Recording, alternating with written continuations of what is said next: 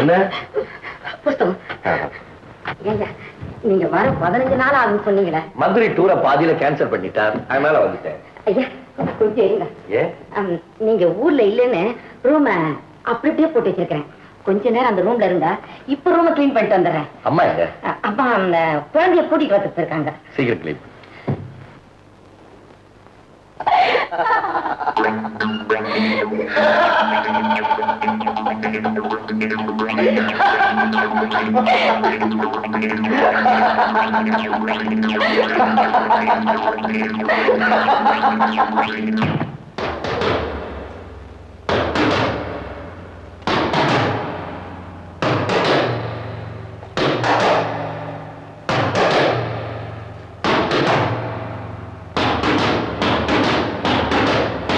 ஐயா என்ன மன்னிச்சிருங்க ஐயா, என்ன மன்னிச்சிருங்க ஐயா.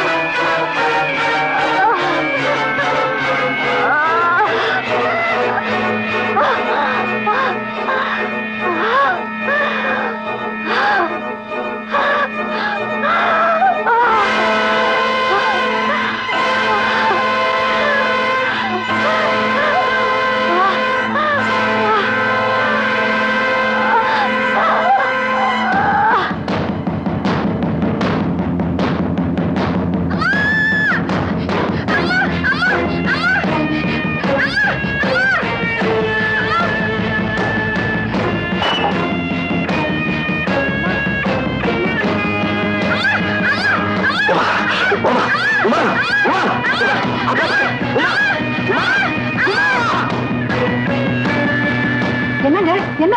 நம்ம தியாகு கல்பனாவை கொண்டுட்டான்.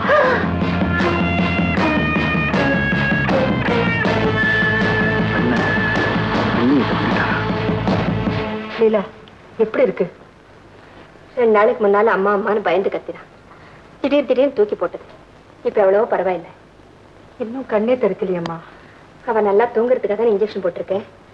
தூங்கட்டும்.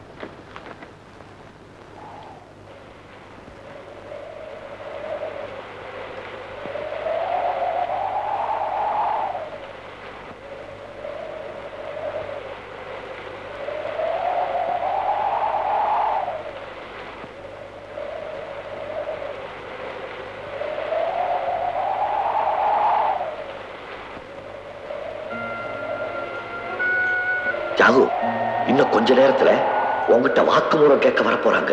என்ன சொல்ல போறேன்? என் மனைவி இன்னொருத்தன் கூட கள்ள உறவு கொண்டிருந்தா அதையும் கண்ணால பார்த்தேன். ஆத்திரத்தினால உணர்ச்சி வசப்பட்டு அவளை அழிச்சிட்டேன். அவ செத்துட்டான்னு உண்மையை நீ சொன்ன உனக்கு விடுதலை. ஆனா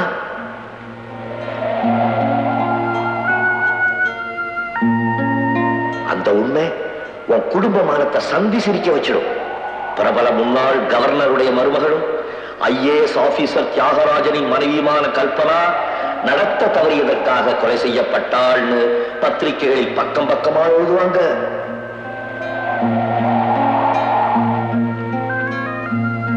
உன்னுடைய விடுதலை முக்கியம்னா நீ உண்மையை சொல்லு.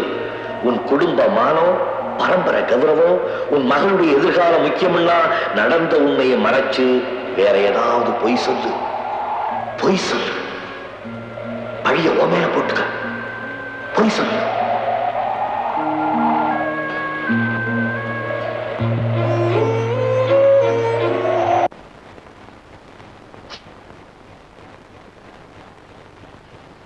நீ இப்படி ஒரு காரியத்தை செய்வேன்னு நாங்க யாரும் கனவுல கூட நினைச்சு பார்க்கல. நான் மட்டும் நினைச்சனா? ரெண்டு பேரும் ஒத்துமையா தானே நடந்தீங்க. அப்படி என்ன தப்பு நடந்தது? வேற ஒண்ணும் இல்லை. என் பேச்சு கேட்காம கடத்தரு ஷாப்பிங் அடிக்கன்னு போயிட்டு வந்துட்டு இருந்தா ஒரு நாள் ரெண்டு பேருக்கு பேச்சு முத்தி போச்சு. எனக்கு கோவம் வந்துருச்சு. கையில கிடந்ததை எடுத்து அடிச்சுட்டேன். சேர்த்துட்டேன். ஒரு கொலைக்கு இதுதான் காரணம்னா யாரும் ஒத்துக்க மாட்டாங்க. நான் கொலை செய்யணும்னு நினைச்சா செஞ்சேன். ஆல்ரைட். எதிர்பாராத விபத்து மாதிரி நடந்து முடிஞ்சு போச்சு. நீயும் கொஞ்சம் கூட யோசனை பண்ணாம போலீஸ்ல ஸ்டேட்மெண்ட் கொடுத்துட்டேன். என்ன இருந்தாலும் கொலை கொலைதான். தியாகு, இதுல இருந்து நீ தப்பிக்கிறதுக்கு ஒரு வழி இருக்கு. எந்த வழியும் தேவையில்லை.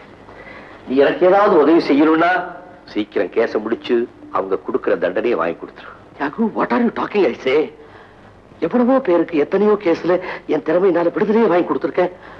கூட பிறந்த தம்பி உனக்கு விடுதலை வாங்கி தர முடியலன்னா நான் வக்கீல இருந்து என்னடா பிரயோஜனம்?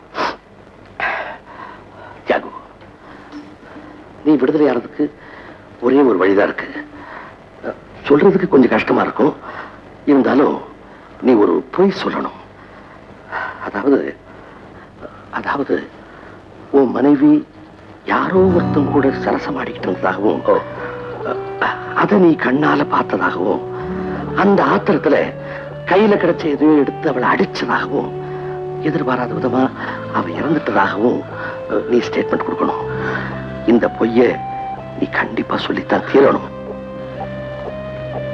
அண்ணா, கூட இருந்த நபர் யாருன்னு கேட்டா என்ன சொல்றதுன்னு யோசனை பண்றேன். அதுக்கு நான் சாட்சி தயார் பண்ணி வச்சுட்டேன். You sound damn cheap. இந்த பொய்ய சொல்லி நான் விடுதலை ஆயிடலாம். கரெக்ட். ஆனா நம்ம குடும்பத்துடைய மானம், நம்ம அப்பா, அவருடைய நிலைமை, நாளைக்கு இந்த ட்ரெஸ் போட்டு நீ வெளியே போக முடியும்னு நினைக்கிறியா?